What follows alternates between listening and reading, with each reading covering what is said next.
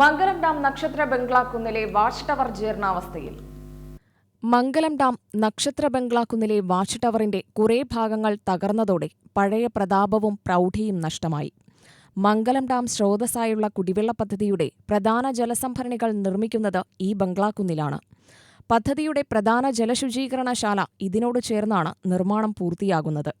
സംരക്ഷണവും അടിയന്തര അറ്റകുറ്റപ്പണികളും ഇല്ലെങ്കിൽ വൈകാതെ തന്നെ തകർന്നു വീഴുമെന്ന നിലയിലാണ് വാച്ച് ടവർ ഇപ്പോൾ. 65 വർഷം മുൻപ് ഡാമിന്റെ നിർമ്മാണം പൂർത്തിയായി കമ്മീഷൻ ചെയ്തപ്പോൾ റിസർവോയറിന്റെ ദൂരവീക്ഷണത്തിനായി പണിതതാണ് കുന്നിൻപുറത്തെ ഈ നിരീക്ഷണ നിലയം. മംഗലം ഡാം കാണാനെത്തുന്ന സഞ്ചാരികളെല്ലാം ചുഴി പോലെ വളഞ്ഞുതിരിഞ്ഞ ഈ വാച്ച് ടവറിലെ കോണിപ്പടികൾ കയറി മുകളിലെത്തി കാഴ്ചകൾ ആസ്വദിച്ചിരുന്നത് ഇപ്പോൾ നിലച്ചിരിക്കുകയാണ്. ഡാമിന്റെ ഷട്ടർ ഭാഗത്തുനിന്നും നിരവധി പടികൾ കയറി വേണം വാച്ച് ടവറിലെത്താൻ. ഇവിടേക്ക് വാഹനമെത്താവുന്ന റോഡുമുണ്ട്. എന്നാൽ വാഹനങ്ങൾ കടത്തിവിടാത്തതിനാൽ പടികൾ കയറി വേണം മുകളിലെത്താൻ. ഡാമിന്റെ പ്രതാപകാലം ഓർമ്മിക്കാനെങ്കിലും ശേഷിക്കുന്ന ഈ ടവർ സംരക്ഷിക്കണമെന്ന ആവശ്യം ശക്തമായിട്ടുണ്ട്.